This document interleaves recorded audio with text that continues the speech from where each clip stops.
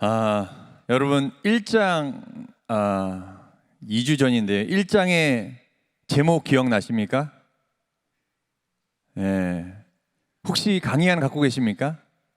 1장 강의안 한번 보시면요, 제목을 하나님은 빛이시라. 하나님은 빛이시라. 요한은 하나님 성품에 대해서 하나님은 빛이시라 이야기하면서 죄에 대해서 빛 가운데로 나와라 이렇게 이야기했습니다. 2장의 제목 여러분 기억나십니까? 저를 그렇게 쳐다보시면 제가 민망해집니다. 그 안에 거하라. 그 안에 거하라. 그 안에 거하라라고 이야기하면서 하나님의 계명과 처음 들었던 복음, 그 사랑 안에 너희가 거하라 라고 요한은 교회에게 이야기했습니다. 그리고 오늘 3장에서는요 1절부터 우리가 어떻게 하나님의 자녀가 되었는지 굉장히 흥분된 이 억양으로 요한은 이야기하고 있습니다. 1절 말씀 한번 같이 보겠습니다. 보라, 아버지께서 어떠한 사랑을 우리에게 베푸사 하나님의 자녀라 일컬음을 받게 하셨는가. 우리가 그러하도다. 그러므로 세상이 우리를 알지 못함은 그를 알지 못함이라. 아멘. 그래서 보라라고 하는 것은 한번 너희 생각해봐라 이거예요. 생각해봐라. 아버지께서 어떠한 사랑을 너에게 베푸셨는지 한번 생각해봐라. 그러니까 여기서 이 보라라는 이 단어와 어떠한 사랑이라는 이 표현들은 신약 성경에서 거의 사용되지 않는 단어와 표현들입니다. 그만큼 요한은 아버지께서 얼마나 큰 사랑을 우리에게 주었는지 너희가 한번 생각해봐라 이렇게 이야기하면서 매우 놀랍고도 경탄할 만한 것을 묘사하고 있다는 것입니다. 요한은 사랑의 사도라고 불리죠. 사랑의 사도라고 불립니다. 그 이유가 무엇이냐면요, 요한이 쓴 요한복음이나 요한1서, 요한2서, 요한3서 이 요한 서신에 하나님의 사랑을 표현한 단어 아가페, 사랑이라는 단어고요, 아가파오, 사랑하다라는 단어, 이 단어의 사용 빈도가 다른 복음서와 다른 책들에 비해 압도적으로 많기 때문입니다. 요한은 하나님의 사랑에 대해서 계속적으로 강조하며 이야기하고 있습니다. 그 경이로운 하나님의 사랑을 강조하면서 그 하나님의 사랑이 비교할 수 없을 만큼 크다라고 이야기하고 있다는 것입니다. 그 사랑의 위대함은 그 효과로 확인할 수 있습니다. 어떤 효과가 있느냐? 이 하나님의 놀라운 사랑은 사람을 하나님의 자녀로 만들어 버리셨다는 것입니다. 바울은 이것을 자녀를 입양하는 것으로 표현했습니다. 로마서 8장 15절에 이렇게 이야기했는데요, 함께 읽어보겠습니다. 하나 둘 셋. 너희는 다시 무서워하는 종의 영을 받지 아니하고 양자의 영을 받았으므로 우리가 아빠 아버지라고 부르짖느니라. 아멘. 지금 우리가 출애굽기 배우고 있지 않습니까? 주일날 출애굽기 말씀을 배우고 있는데, 그때 이스라엘 백성들은 하나님 앞에 감히 서지도 못했습니다. 오직 모세만 하나님을 독대했어요. 이스라엘은 하나님을 감히 부르지도 못했습니다. 제가 히브리어를 배울 때 하나님의 이름, 우리 이제 여호와라고 나와 있잖아요. 여호와라는 단어가 나오면 히브리어로 여호와라고 안 읽고 아도나이 이렇게 읽더라고요. 그래서 아도나이는 주님이라는 뜻이거든요. 왜 여호와라고 안 읽지 하니까 유대인들은 하나님의 이름을 부르지 않는다는 것이, 감히 부르지 않는다는 것입니다. 하지만 우리는 뭐라고 부르짖습니까? 아빠 아버지. 한번 따라해 보겠습니다. 아빠 아버지. 아빠 아버지. 저는 요즘 저희 딸이 이제 막 말을 이제 시작하는데 옹알이죠. 막 엄마 이렇게 하는데요, 제 아빠 소리를 듣고 싶은 거예요.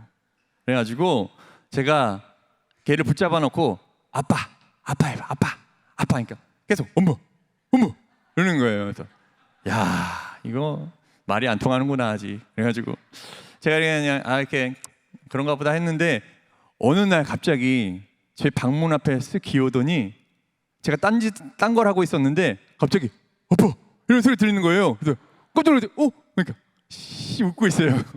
저를 보면서 뭘 안다는 듯이 웃고 있는 겁니다. 예. 그러니까 제 마음이 아빠라는 단어를 들었을 때 얼마나 기쁘던지 막 마음이 녹아내리더라고요. 아빠라는 그 호칭 얼마나 친근하고 따뜻한 호칭입니까? 자기 아들을 내어주시면서 우리를 자녀 삼아주신 그 사랑 때문에 그 아들 예수의 이름을 믿는 자는 하나님의 자녀라는 지위를 얻게 해주셨다는 것입니다. 그 사랑 때문에 우리가 하나님을 아빠, 아버지라 부르고 그리스도 안에서 우리를 가족이 되게 해주셨습니다. 에베소서 2장 19절 말씀, 세번역 말씀인데 제가 읽어드리겠습니다. 그러므로 이제부터 여러분은 외국 사람이나 나그네가 아니요 성도들과 함께 시민이며 하나님의 가족입니다. 아멘. 우리 모두가 하나님의 가족이 되게 해주셨다는 것입니다. 그래서 우리는 그리스도 안에서 한 아버지를 둔 형제요 자매인 것입니다. 그 사랑으로 우리가 가족이 얻는 유익을 누리게 하셨다라는 것이에요.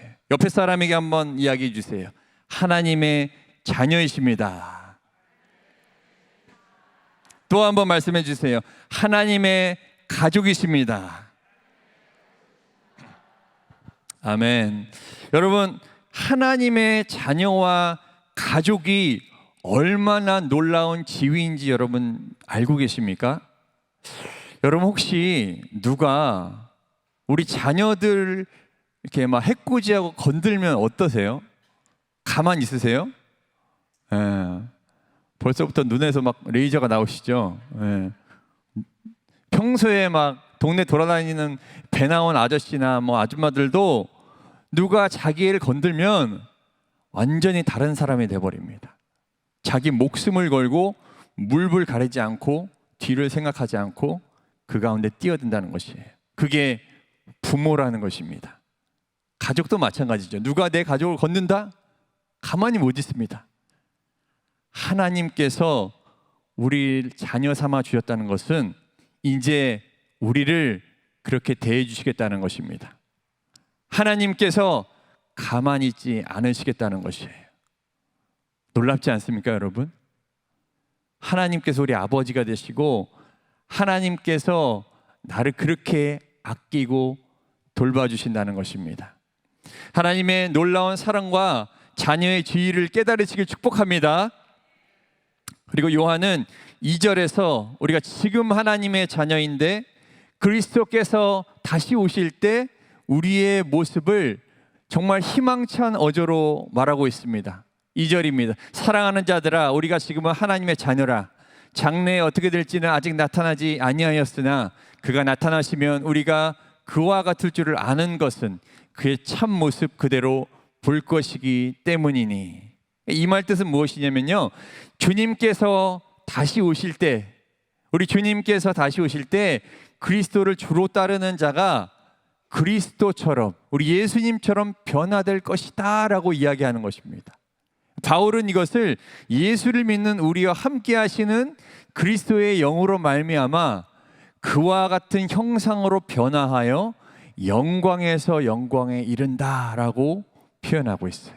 한마디로 이미 하나님의 자녀인 우리는 주님 다시 오시는 날, 그날에 하나님의 아들 예수 그리스도와 같은 존재로 우린 나타나게 될 것이다 라고 요한은 이야기하고 있습니다. 이런 미래에 대한 그리스도인의 확신은 지금 현재에 대한 실천적인 의미도 갖고 있습니다. 우리가 주님 오실 때까지는 이 땅에서는 결코 완벽하게 예수님처럼 될 수 없지만 이런 소망을 가지고 우리가 바라보면서 그리스도의 모습을 닮아가야 된다라고 요한은 우리에게 도전을 주고 있다는 것입니다. 이 땅에서도 주님을 닮아가야 된다. 너희가 그렇게 변화될 것을 소망하면서 바라봐라. 이렇게 이야기하고 있다는 것이에요. 3절은 이렇게 이야기합니다. 주를 향하여 이 소망을 가진 자마다 그의 깨끗하심과 같이 자기를 깨끗하게 하느니라. 이 소망이란 무엇이에요? 주님 다시 오실 때 내가 예수님을 보는 거, 그리고 우리가 예수님처럼 같이 되는 거, 그런 소망을 이야기하고 있다는 것입니다. 그리고 여기서 표현하는 것이, 한번 띄워주세요. 표현하는 것이 단순히 소망하는 자가 아니라 소망을 가진 자라고 표현합니다. 소망을 가진 자, 그것은 그리스도 안에서 내가 소망하고 있기 때문에 이 소망을 확실히 내 것으로 붙잡고 있는 자세를 이야기하고 있다는 거예요. 내가 정말 그렇게 될 것이다. 내가 주님 오실 때 예수님을 뵐 것이고 나도 예수님처럼 변화될 것이다. 완전하게 될 것이다 라는 것을 딱 붙잡고 있는 사람을 이야기한다는 것입니다. 그래서 이 소망을 붙잡고 있는 사람은 우리의 거룩함의 표준은 바로 그리스도가 되는 줄로 믿습니다. 마지막 때 그리스도와 같이 되고자 하는 이 소망은 현지에서조차 그리스도와 같은 행동을 하도록 우리를 만든다라는 것입니다. 저는 신앙에 관성의 법칙이 있다고 믿습니다. 여러분, 관성의 법칙이 무엇인지 아시나요? 관성의 법칙이라 이런 것입니다. 제가 간단히 설명해 드리면, 멈춰 있는 것은 계속 멈춰 있으려고 하고 움직이는 것은 계속 움직이려고 한다는 것입니다. 그러니까 우리 버스 타면 쉽게 알 수 있죠. 버스 안에서 버스가 막 가고 있는데 갑자기 브레이크를 깨 밟으면 어떻게 돼요? 이렇게 되잖아요. 예. 움직이고 있었으니까 계속 움직이려고 하는 성질. 근데 멈춰 있다가 갑자기 빵 출발하면 어떻게 됩니까? 이렇게 되죠. 멈춰 있으니까 계속 멈춰 있으려는 성질이라는 것입니다. 그러니까 신앙도 하려고, 그러니까 움직이고 있으면 계속 움직이려고 하고 멈춰 있으면 계속 멈춰 있으려는 성질이 있다는 것이에요. 제가 한 7년 전에 한 제 친구를 만난 적이 있는데, 이 친구는 교회를 안 다니는 친구였어요. 근데 이 친구가 결혼을 했는데 알고 보니까 와이프가 목사님 딸이랍니다. 예, 그래서 교회를 다니기 시작했는데 이 친구가 좀 이게 허풍이 좀 센 친구예요. 그래서 저한테 하는 이야기가 이렇게 이야기합니다. 준영아, 내가 있잖아. 내가 일이 잘 풀리면 내가 교회 기가 막히게 섬길 거다. 내가 봉사도 열심히 하고 헌금도 팍팍 할 거야. 막 이렇게 이야기하는 거예요. 그래서 제가 물어봤어요. 그래? 야, 너 지금도 열심히 하고 있어? 그러니까 아니, 내가 일이 잘 풀리면 그렇게 한다고. 근데 지금은 일 때문에 내가 못하지, 내가. 이렇게 이야기하는 겁니다. 7년이 지난 지금 그 친구 과연 어떻게 하고 있을까요? 열심히 팍팍 하고 있을까요? 지금도 못하는데 잘 풀리면 할 수 있을까요? 나중에 잘하려면 지금 내 상황에서 내가 작게나마 뭔가 하고 있어야 된다는 것입니다. 내 주어진 상황 가운데 최선을 다해 열심히 할 수 있어야 나중에도 할 수 있는 것입니다. 지금 못하면, 지금 안 하면 나중에도 할 수 없다는 것이에요. 더 힘들어집니다. 요한은 말합니다. 너희 지금 깨끗해라. 그리스도와 같이 깨끗해져라. 그래야 주님 오실 그날 그리스도처럼 변화될 수 있는 것이다. 이렇게 이야기하고 있는 것입니다. 사랑하는 성도 여러분, 나중이 아니라 지금 변화되시길 축복합니다. 내가 50살 되면, 60살 되면, 아니 70살, 80살 되면 내가 직분 받으면 하는 것이 아니라 지금 그리스도의 모습으로 그리스도와 같이 변화되시길 축복합니다.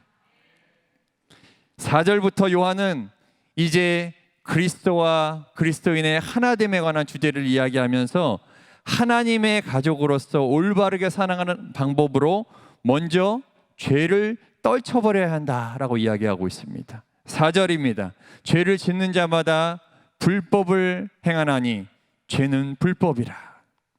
그래서 강의한 보시면요, 4절에 이 죄는 불법이라고 이야기하는데, 이 불법은 아노미아라고 이야기하는 법을 깨트리는 고의적인 행동을 이야기합니다. 그래서 하나님 뜻보다 자기 뜻, 자기의 생각을 가지고 하나님의 기준과 법을 업신여기면서 그 명령을 위배해버리는 것을 이야기한다는 것이에요. 그래서 이런 불법, 이런 죄를 지은 자는 마지막 때에 벌을 받게 된다는 것입니다. 이스라엘 역사를 보면요, 이 불법한 때문에 이스라엘 백성들은 바벨론의 포로로 끌려가게 되었습니다. 그러나 우리 그리스도께서 오신 것은 우리 안에 이 죄를 없애기 위해서 오셨다라고 이야기하고 있어요. 5절은 말합니다. 그가 우리 죄를 없애려고 나타나신 것을 너희가 아나니 그에게는 죄가 없느니라. 그래서 우리가 하나님의 아들 안에 거하는 삶을 살면 더 이상 그 죄가, 그 불법한 죄가 나의 뜻과 나의 생각이 하나님의 뜻을 업신여기고 그 명령을 위배하려는 그 죄가 나를 지배하지 못한다는 것입니다. 더 이상 죄가 우리를 끌고 다니고 주인 노릇하지 못한다는 것이에요. 그리스도께서 그 죄를 지배하십니다. 우리를 죄의 속박에서 자유하게 하십니다. 예수님께서 오신 목적이 죄를 없애기 위함이고 그분은 죄가 없으신 분이라면 그 안에 거하는 사람도 그분과 마찬가지로 죄가 없어야 된다라고 이야기하는 것이에요. 6절은 말합니다. 그 안에 거하는 자마다 범죄하지 아니하나니. 그 안에 거하는 자마다 범죄하지 않는다라고 이야기하고 있습니다.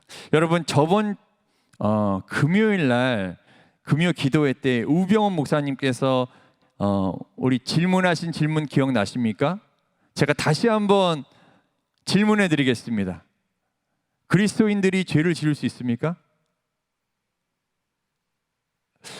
아까랑 똑같은 눈빛으로 저를 쳐다보시는데. 네. 그리스도인들이 죄를 지을 수 있습니까? 있어요? 방금 저희가 말씀을 읽었는데 성경의 말씀은 그리스도인들, 즉 예수 안에 거하는 자마다 죄를 지을 수 없다, 이렇게 이야기하고 있어요. 우리 금요일 말씀 들은 것을 다시 한번 복습하자면요, 그리스도인들이 죄를 지을 수 없는 것은 원리상 그렇다는 것이에요. 죄를 지으면 안 된다가 아니라 죄를 지을 수 없다라는 것입니다. 이 차이를 아시겠습니까? 죄를 지으면 안 됩니다. 지옥 갑니다. 오호, 안 돼요. 이게 아니라 나는 죄를 지을래야 지을 수가 없습니다. 나는 죄를 지을 수가 없어. 나는 이렇게 돼야 된다는 것이. 왜요? 나는 그리스도와 연합했기 때문입니다. 죄가 없으신 그분과 나는 이미 하나가 되었기 때문입니다. 죄가 없는 그리스도께서 내 안에 계신다면 나는 죄를 지을 수 없는 사람이 되어야 하는 것입니다. 죄를 지으면 내 안에 그리스도께서 계시지 않을 것을 내가 아니까. 다윗이 죄를 짓고 나서 제일 무서워했던 게 무엇입니까? 주의 성령을 내게서 거두지 마옵소서 간청했던 것이에요. 때로는 내 안에 불쑥불쑥 죄의 옛 습성들이 막 올라오는데 어떻게 해야 한다고 금요일 기도회 때 배우셨죠? 누구를 의지해야 된다? 성령을 의지해야 한다. 성령을 의지하고 죄에서 돌아서야 한다는 것입니다. 그래서 6절 하반부에 이렇게 이야기합니다. 범죄하는 자마다 그를 보지도 못하였고 그를 알지도 못하였느니라. 여기서 말하는 범죄하는 자라는 것은 성령을 의지하지 않고 습관적인 죄에 빠져 있는 사람들을 의미한다는 것이에요. 그렇게 되면 어떻게 됩니까? 그를 보지 못하게 되고 알지도 못하게 된다는 것이. 예수님을 볼 수 없는 데까지, 더 나아가서 예수님이 어떤 분이었는지도, 그분이 죄가 있는 분이었는지 죄가 없는 분이었는지도 모를 정도로 나는 감각이 없는 자가 되어버린다는 것입니다. 그래서 7절에 이렇게 말씀합니다. 자녀들아, 아무도 너희를 미혹하지 못하게 하라. 의를 행하는 자는 그의 의로움심같이 의롭고. 요한은 예수님이 어떤 분인지도 모르는 이단들로부터 미혹당하지 말 것을 당부하고 있습니다. 그리고 그리스도의 의로움같이 되기 위해서 그리스도의 모범과 말씀에 걸맞는 삶을 살아라 라고 명령하고 있다는 것입니다. 우리 의로움의 기준은 그리스도가 되시는 줄로 믿습니다. 8절입니다. 죄를 짓는 자는 마귀에게 속하다니 마귀는 처음부터 범죄함이라. 하나님의 아들이 나타나신 것은 마귀를 멸하려 하심이라. 그래서 요한은 하나님의 아들의 나타나심, 예수님이 성육신 하심을 이렇게 분명히 말합니다. 당시 이단들이 말하는 예수님이 무슨 환영이었다, 무슨 뭐 신기루 같은 것이었다, 아니면 영이 그 몸에 들어갔다가 십자가에 달리기 전에 나온 것이다 라는 이런 거짓말이 아니라는 것이, 하나님의 아들 예수님이 이 땅에 인간의 몸을 입고 오신 것은 죄가 없는 그가 인간의 죄를 대신 지고 죽으심으로 그 승리의 죽음과 부활로 죽음 자체를 멸망시키고 영원한 생명으로 구원하셨다라는 것입니다. 하나님이 아들이 마귀의 일, 도둑질하고 죽이고 멸망시키는 일을 멸하기 위할 뿐만 아니라 우리를 하나님의 아들로 만들기 위해서 성육신으로 나타나신 것입니다. 그래서 우리가 하나님의 자녀답게 살아가는 모습은 죄를 떨쳐버리는 것이에요. 하나님의 자녀답게 살아가는 모습은 죄를 떨쳐버리는 것입니다.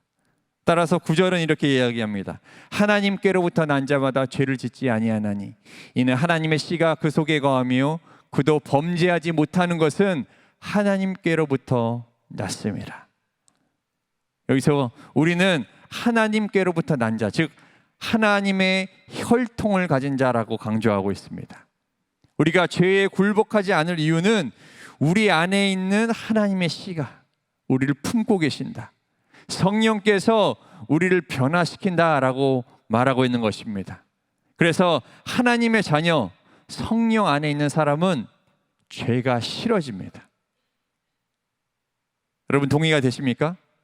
이상하게 옛날에 내가 좋다고 했던 그런 악한 행위들, 죄가 싫어지고 피하고 싶어진다는 것입니다. 제가 어제 5교구 성도님 중에 한 분을 제가 만났는데요, 원래 좀 자주 만나던 그런 사장님들 5명이 어젯밤에 모였답니다. 어젯밤에 모이는데 원래 모이면 이제 막 새벽까지 막 마시고 막 띵까띵까 하는데 그 자리가 이제 싫어진다는 것이에요. 목사님 제가 거의 피해서 왔습니다, 이렇게 저한테 이야기하는 거예요. 그분 안에 성령께서 역사하신 줄을 믿습니다. 내 안에 성령이 살아계시면 죄가 싫어지는 것이 당연하다는 것입니다. 하나님의 참 자손은 그 행동에 하나님의 성품을 담게 되는 것이기 때문입니다. 자녀가 누굴 닮습니까? 아버지를 닮는 것이에요. 하나님의 자녀로서 하나님의 성품과 하나님의 의로심, 하나님의 깨끗하심을 닮아가시길 축복합니다. 10절에서는 하나님의 자녀와 마귀의 자녀의 차이점을 이야기하고 있습니다. 10절 이렇게 이야기합니다. 이러므로 하나님의 자녀들과 마귀의 자녀들이 드러나나니 무릇 의를 행하지 아니하는 자나 또는 그 형제를 사랑하지 아니하는 자는 하나님께 속하지 아니하니라.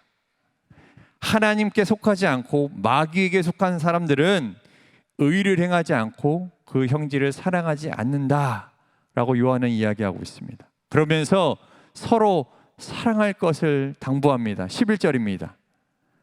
우리는 서로 사랑할지니 이는 너희가 처음부터 들은 소식이라.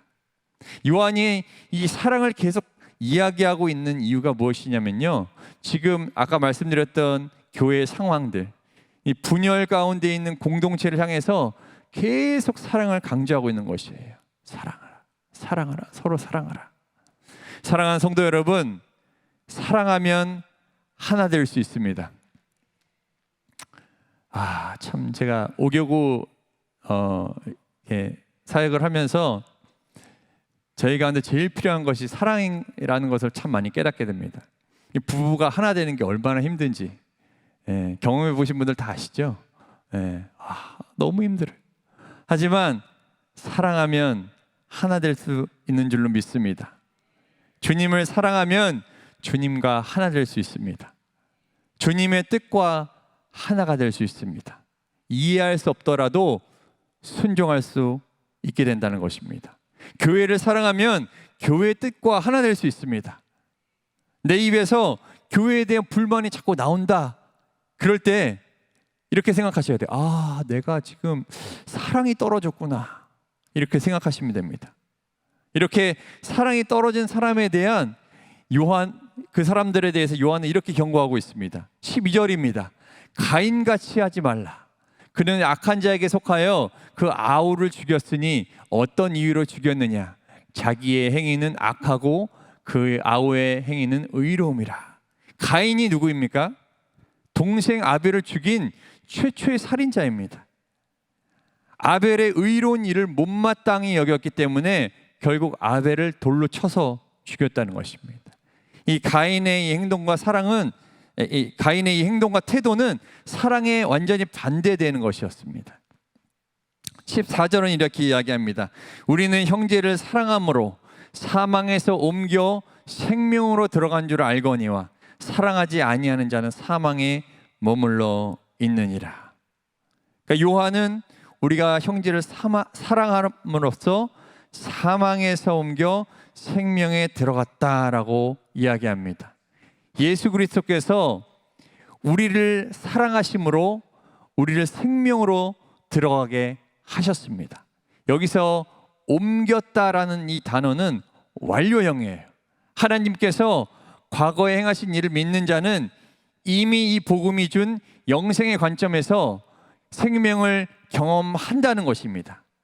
사랑으로 말미암아 생명을 누리게 된 우리에게 그 생명을 가졌다라는 증거가 무엇이냐면 바로 하나님을 사랑하고 이웃사랑을 실천하는 것인 줄로 믿습니다. 영원한 생명을 얻은 사람의 삶의 방식은 사랑이라는 것입니다.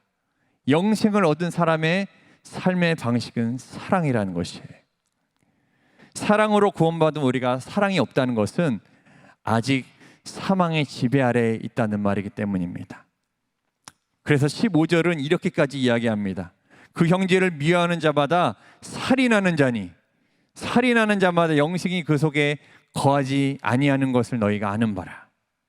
좀 전에 가인의 예를 들면서 그 형제를 미워하는 자는 살인하는 자라고까지 이야기합니다. 사랑이 없음을 살인이라고 이 표현하는 것이 과장법이거든요. 그만큼 미워하는 것이 살인하는 것만큼 중한 죄라라는 것을 강조하고 있다는 것입니다. 그리고 더 나아가 이 사랑을 잃어버린 자를 살인하는 자라고 표현하는 것은 마귀를 표현하는 단어로 살인하는 자, 마귀를 표현할 때 쓰는 단어인데요. 형제를 미워하는 사람은 하나님의 자녀가 아니라 마귀의 자녀가 되어 마귀를 닮게 되는 것입니다. 그럼 과연 우리가 어떻게 사랑해야 될까? 어떻게 사랑해야 되겠습니까? 요한은 이렇게 이야기합니다. 16절인데 우리 한 목소리로 함께 읽어보겠습니다. 하나, 둘, 셋. 그가 우리를 위하여 목숨을 버리셨으니 우리가 이로써 사랑을 알고 우리도 형제들을 위하여 목숨을 버리는 것이 마땅하니라. 아멘. 요한이 사랑을 정의하는데 가장 중요한 이미지는 바로 우리를 위한 그리스도의 죽으심이었다는 것입니다.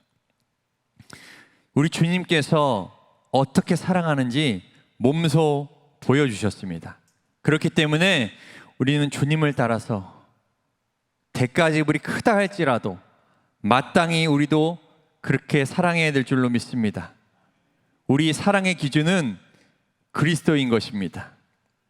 제가 한 가지 간증을 해드리자면요, 제가 청년 때 아버지 교회에 있을 때 청년부 리더를 맡았었습니다. 그래서 제가 청년들 이제 한 명 한 명 일대 양육을 하면서 그 친구들을 위해서 함께 시간도 보내고 밥도 먹고 같이 기도도 하면서 이렇게 양육을 했었는데 한 남매가 있었어요. 한 남매가 있었는데 거의 1년 가까이 제가 양육을 하던 친구들이었는데 그 가족이 교회를 떠난다고 그러니까 그 남매는 저한테 어떤 말 한마디도 없이 그냥 휙 교회를 떠나는 모습을 보게 되었습니다.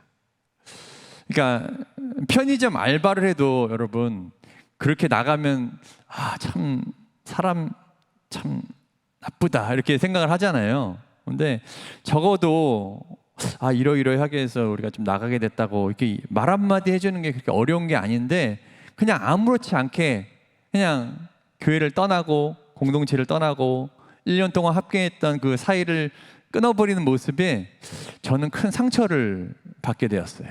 마치 믿었던 누군가에게 큰 배신을 당한 느낌이었습니다. 너무나 괘씸하고 막 화가 나가지고 기도도 안 나왔었어요. 그때 철야 때, 금요 철야 때 이제 기도가 안 돼서 앉아 있는데 제가 기도 시간에 하나님한테 좀 따졌습니다. 아니 주님, 이건 아니지 않습니까? 야, 진짜 저희들 아무리 이제 청년 애들이지만 너무한 거 아닙니까? 좀 혼내주셔야 되는 거 아니에요?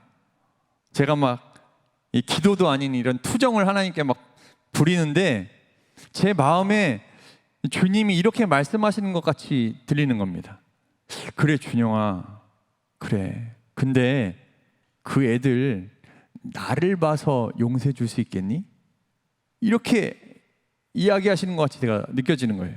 저는 그때 좀 충격을 받았습니다. 와, 주님을 봐서 용서해 달라고요?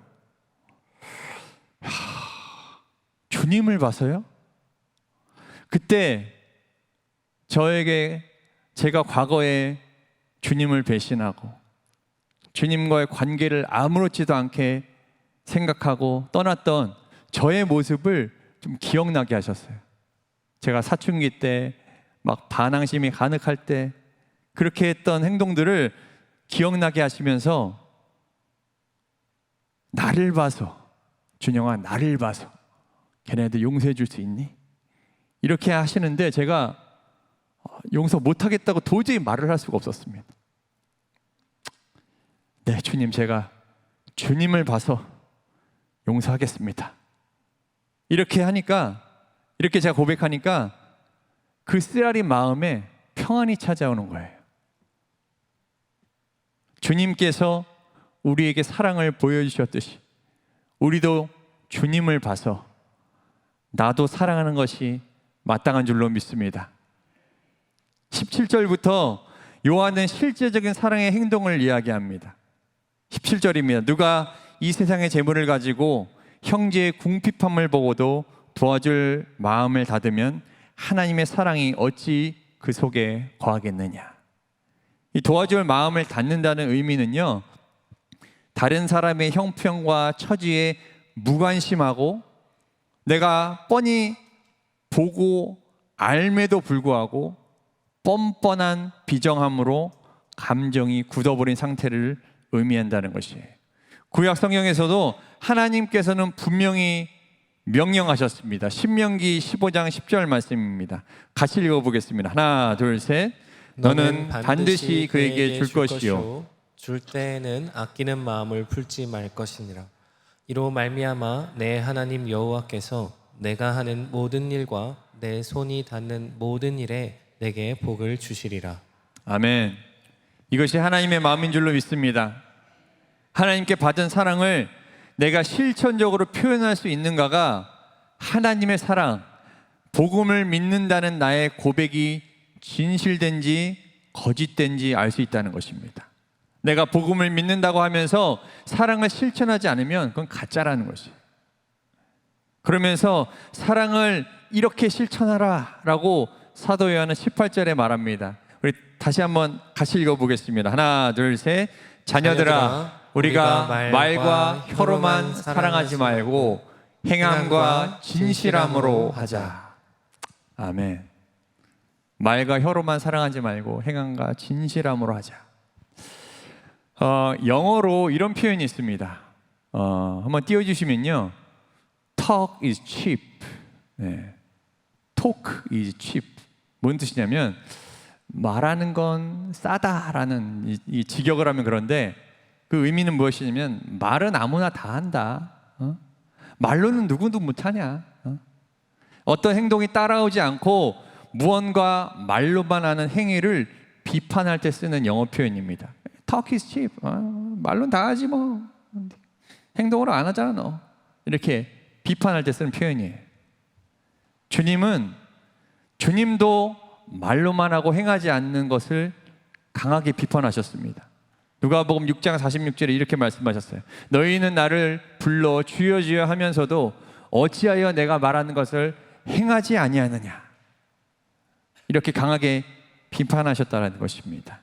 우리가 실제 행동으로 사랑을 보여줄 수 있는 것이 곧 그리스도를 드러내고 삶 가운데 실제 하시는 하나님의 역사에 동참하는 것인 줄로 믿습니다. 사랑을 실천할 때 내가 하나님의 손과 발이 되어서 하나님의 손길을 전하게 되는 것입니다. 그래서 우리는 사랑을 실천해야 될 줄로 믿습니다. 예수님도 그저 말로써 우리를 사랑하지 않으셨습니다. 하나님의 아들이 가장 낮고 낮은 마국간에 태어나셔서 살이 찢기고 피를 흘리심으로 우리에 대한 사랑을 확증해 주셨다는 것입니다. 우리가 행함과 진실함으로 사랑할 때 비록 우리의 사랑이 부족할지라도 우리 마음보다 크시고 모든 것을 아시는 하나님으로 인해 우리는 안심함으로 주님 앞에 나아갈 수 있다라고 요한은 정리해서 이야기합니다. 19절 20절입니다. 이로써 우리가 진리에 속한 줄을 알고 또 우리 마음을 주 앞에서 굳세게 하리니 20절 이는 우리 마음이 혹 우리를 책망할 일이 있어도 하나님은 우리 마음보다 크시고 모든 것을 아시기 때문이라. 그래서 우리가 진정 사랑함으로 하나님의 계명을 지키고 하나님 보시기에 기뻐하시는 것을 행하면 우리의 기도, 우리의 구함을 하나님께서 받아주실 줄로 믿습니다. 22절에 그래서 이렇게 이야기합니다. 무엇이든지 구하는 바를 그에게서 받나니 이는 우리가 그의 계명을 지키고 그 앞에서 기뻐하시는 것을 행함이라. 여기서 구하는 것은 무엇이냐면요, 사랑 안에서 나오는 것으로 자기중심적이나 변덕스러운 기도가 아니라 오직 하나님을 사랑함으로, 이웃을 사랑함으로 하나님을 기쁘시게 해드리는 것과 하나님의 뜻을 갖고 기도하는 것을 의미한다는 것입니다. 따라서 하나님의 뜻과 그의 계명은 바로 23절에 나와 있습니다. 우리 23절 다 같이 읽어보겠습니다. 하나, 둘, 셋.